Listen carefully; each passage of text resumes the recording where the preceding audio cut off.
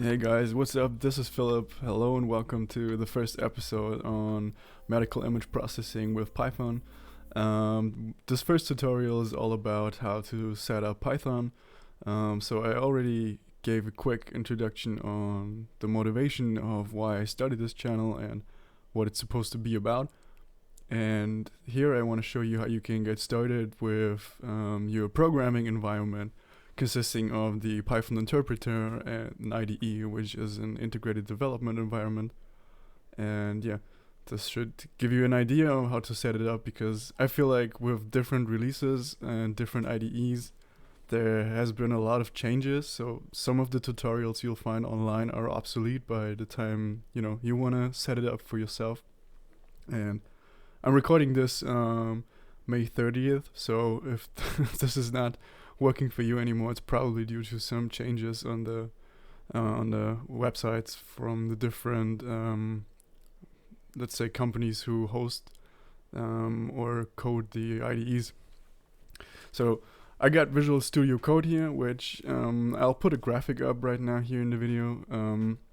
Is one of the most popular IDEs, especially for Python. It has risen to one of those. I think it's because it's nice and neat to use. You have easy opportunity. You can easily use Git with it. Sorry about that. You can run it in case of C++. You can run it in release and debug. I think it originally was found to be used with C++. I'm not sure about that. I have to double check probably. You can install extensions easily. It's free to use, obviously, and it's not very sort of memory intensive. I think the download exit was like 60 megabytes or something. So it's a really lightweight, still powerful IDE. And I think if you know the the hotkeys for using it effectively, you can also be pretty effective with this.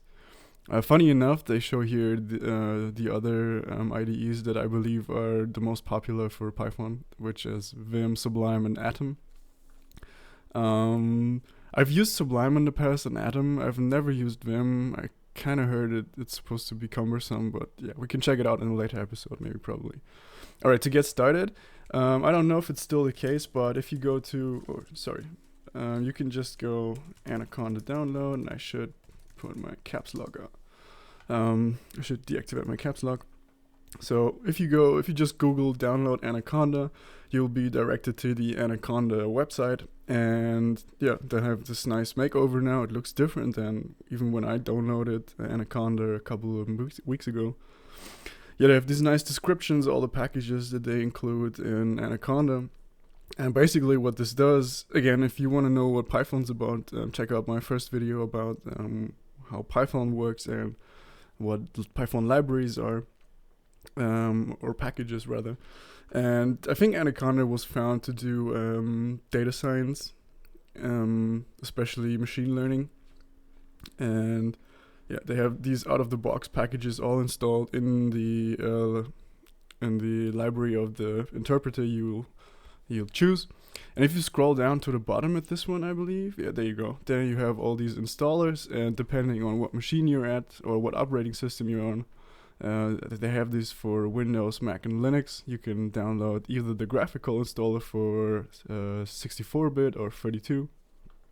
For, in this case, Python 3.7 and Python 2.7, I believe the support of Python 2 has now been stopped for TensorFlow and Keras. So I don't know. I mean, it's up to you guys if you want to work with Python 2, but I wouldn't recommend it, especially since a lot of the helpful functionality, like for example f-strings, is only available in Python 3.6 and upwards versions of it, or later versions rather, sorry.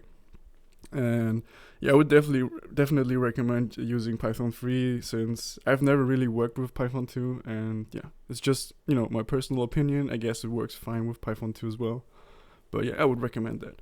Okay, anyways, then you can just click on downloading the graphical installer, and it'll run you through the installation process. I've already done that, and once that's done, you can just open up the Anaconda prompt.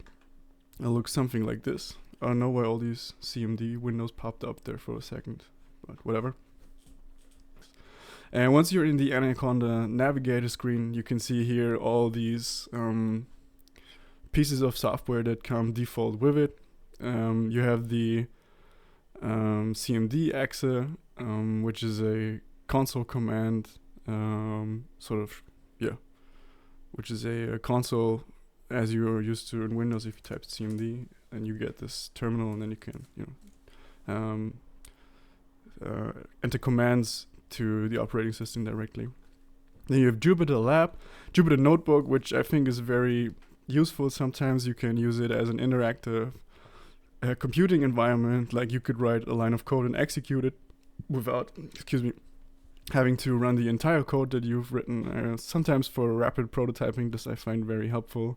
Then you have the PowerShell. I've personally never used it, but whatever. Maybe someone finds it useful. And then you have Qt, which is a GUI tool that helps you create nice GUIs and functionality. And I haven't used it in a couple of years now, actually, and I think they made some major changes. Like it's really cleaned up, and you can use it with a lot of software in combination. I would definitely recommend checking this out if you're into programming GUIs, or if you need one for a project or whatever. Then you have Spyder, which is the scientific Python development environment, and I think it's really neat. I have it open right now. Actually, I'm going to show you guys what it looks like. So this is the GUI of the IDE, and it has kind of if you guys have a engineering or science background, you've probably worked with MATLAB, and I feel like this is a lot like MATLAB. You have here the regular editor where you can do stuff like write some code, and I don't know, let's just add up two numbers here, say this, and then you can do it in a MATLAB type fashion. I here have it saved in a file called temp.py, and I've directed the interpreters automatically directed actually to this IDE. And if I now just print run, okay, actually it's not. Execute console, yes, I want to do this, and then you run it. And what it gives you is not just actually I didn't print anything. Maybe I should put a console output that you guys can see what it does. One quick hint: if you want to run the code, that is this little triangular thingy run, you can press F5 as like a shortcut, and it will execute the file you're currently on or in. And what I was going to say earlier is that you can see here this nice variable explorer where you can see all the variables that you've created, and in the case of object-oriented programming, all the variables that you return from your functions or methods or classes. And I think this is really neat, especially since you can access them. You can just type A after, and it gives you, alright, there you go, A is 4. And it has like through this console, you have like a MATLAB-ish sort of functionality, which I find quite helpful for prototyping, or if you're not really sure what you're coding, or if you have to access variables in between. Really nice IDE, in my opinion. However, it's not as lightweight as Visual Studio Code. But again, I think especially if you do medical image processing and you want to check out what went wrong regarding data handling, I think this is one of the best tools. So I highly recommend that. And again, it comes with Anaconda default. Like if you install Anaconda, you have this nice IDE with it. Now I want to talk about next what Visual Studio Code is about, and in the next sequence I'll show you guys how you set up your Python interpreter that you get from Anaconda or from your Anaconda install, and how you can integrate it into Visual Studio Code. Alright guys, now once you have Visual Studio up and running like I do right here, you can click down here on extensions, and we want to install Python as an extension for Visual Studio Code. And if you look here, it's already popping up as the first suggested option. And if we now click on Python, you can see that, oh wow, there's 20+ million downloads. So you can tell that it's a pretty popular package. Actually the most popular, right? Yeah, it's the most popular package for Visual Studio Code. Now you can just hit install and it should be installing now. I think it doesn't have a progress bar. You can just see that it is doing something with these bluish bars that are going across the screen. And there we go. Fortunately, it didn't take too long to install this. And now we should be good to go. If you ever want to uninstall it, it is as easy as, just click uninstall. I guess that's kind of self-explanatory. All right, now it says here we don't have a Python interpreter selected. That is something that we are going to tackle next. So let's go back to files actually. We can close this down. Now we want to go into the command palette, and it already shows you in this sort of default screen how you can access the command palette. That is Control-Shift-P. I think you can also access it through the GUI. Yeah, there you go. It's on View, Command Palette, and there you go. And then we'll type in Open User Settings, and that's Preferences, and here we go. And now we want to search for Python, and we are also looking for the Python path. So let's type in this, and it should be Anaconda path. Oh, it actually gives us an option to use this one. Interesting. I was actually looking for just a Python path, but apparently it has some kind of auto recognition of what Python interpreters we have installed. Okay, so now we have to give it the path to the interpreter. And I hope you've already, as I suggested earlier, installed Anaconda, otherwise this won't work. Now if you go to your machine, see, in my case it's users, that is me, and I have it in the default path, which is then here in whatever your Microsoft username is, and you go to Anaconda, and it should be right here. There you go. So it's in Anaconda 3, and this executable is the Python interpreter run file, and then you just copy this path and paste it in, and we have to also give it the name of the executable, which is python.python. Alright, here we go. And now I think we do not have to change the save automatically, and I think now we should be good to go. You can see there's a whole lot going on with this preferences file, and yeah, maybe I'll do another tutorial where I explain all the possible settings, or the ones that come in handy for you guys. All right, so it said it saves it automatically, which is nice, and then we can just close down the settings. Now I want to test if this works, because I'm not sure, to be honest. And therefore I am going to open a file. I'll just make, I don't know, documents or so, just a temporary testing file where we do this and we open this up. And there we are. Now we're in testing. And now I want to test the Python, if the interpreter is found that we can run code, and I'm going to add a file for that, and I'll call it test the stuff. Oh, my bad. I just screwed up. You have to rename that so it is automatically known as a Python file. And as you can see, the little icon here on the left-hand side changed to this nice little Python logo. And it automatically, just by the type of file, recognized what kind of sort of code it is, or where it should be directed, and it automatically found that Python files are supposed to go to the default Python interpreter. Now, I want to test if this is working, so let's import a module from the standard library, say, I don't know, OS or something, and then I also want to, it doesn't find, oh no, it does.